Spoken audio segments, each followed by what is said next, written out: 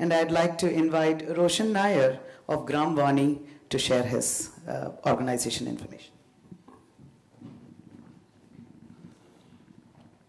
Hi, Samji, as you said, when you start looking at the world from the bottom up, it looks very different. So what we do at Gram Vani is we actually build technology tools that are participatory for communities and citizens to generate information and send it up from the bottom up rather than the other way around. So what does that mean exactly?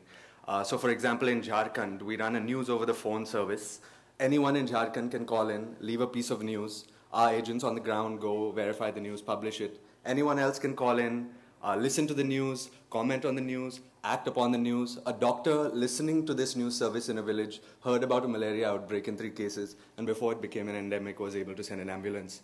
A collector here heard this news and got a corrupt ration shop official arrested, things like this. But it's not just about mobiles, because usually when we think about participatory platforms, we just talk about mobiles. We also work in community radio. That was our first work. We make currently the most popular platform for community radio stations. It's called GRINS. It's run at 26 stations in India, 5 in Africa, in Namibia, and South Africa.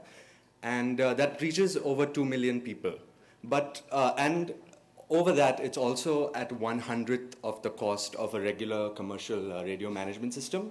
But other than that, it also has the ability built in to aggregate information and disseminate it over voice, SMS, and the web.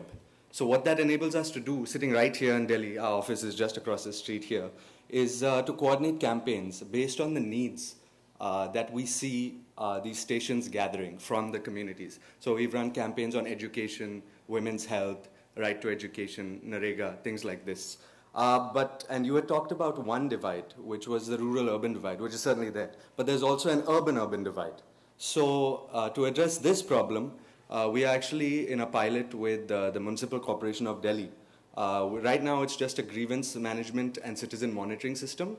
So via SMS, every time trash is collected, the contractors alert the city government. You can check it on Facebook. You can check the status of your trash collection as the city claims on Facebook. You can dispute it.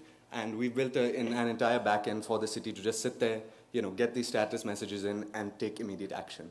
So cut down your response times on everything.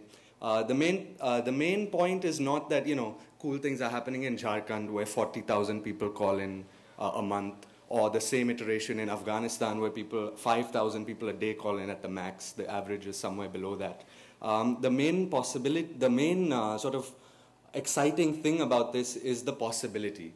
Because when we talk about things like direct democracy or, participatory government, this is how it really could happen. So what we're looking at now is rolling out features like micro-polling, where you can get mass amounts of information, at the click of a button, because we have these integrated SMS, phone, web-based systems.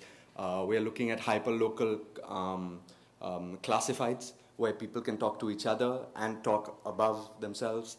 We are looking at things like mass survey tools that we're developing apps for, where if you want to survey 15,000 people or something like this, it happens, again, a click of a button, and also integrated logistics solutions, where all your rural suppliers, distributors, etc., all integrated on one backend.